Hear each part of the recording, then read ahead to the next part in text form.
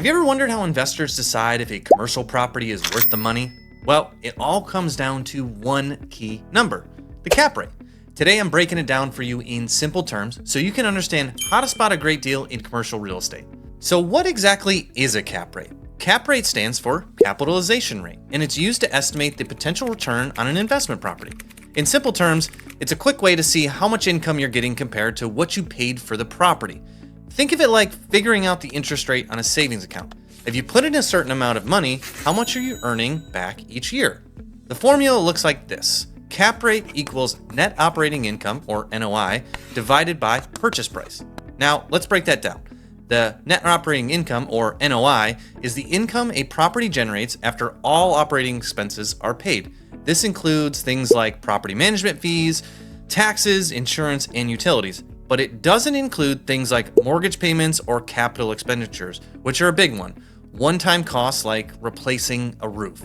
So let's imagine you buy a building for $1 million, and after all those expenses, maintenance, taxes, insurance, you're left with $100,000 in income each year. That's your NOI. Now, divide that by the purchase price and you get 10% cap rate, because $100,000 divided by 1 million gives us 0.10 or 10%. It's a quick snapshot of your return on investment. But cap rates don't just tell you about the return, they also help you understand the risk.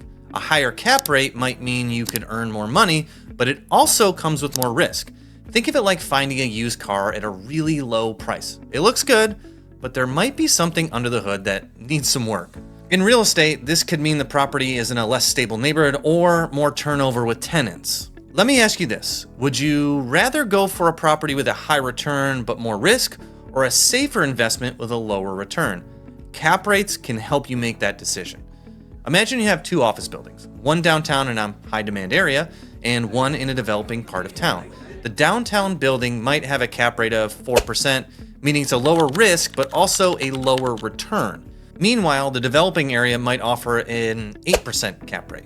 That sounds great, right? But remember, it's more of a gamble since that area might not grow as quickly or attract stable tenants.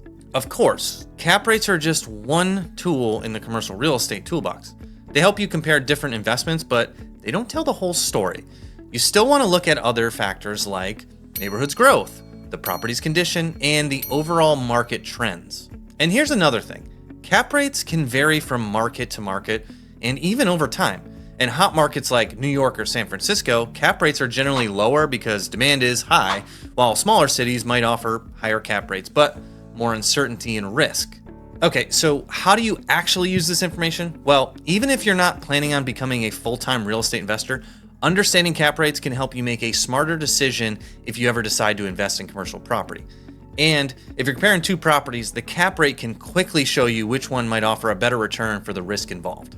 So to wrap it up, cap rates are a great way to quickly gauge how much return you're getting for your money.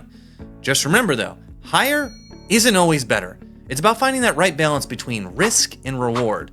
If you have any questions about cap rates or commercial real estate in general, drop them in the comments below. I'd love to help you out, and don't forget to subscribe for more real estate tips and strategies. We'll see you next time.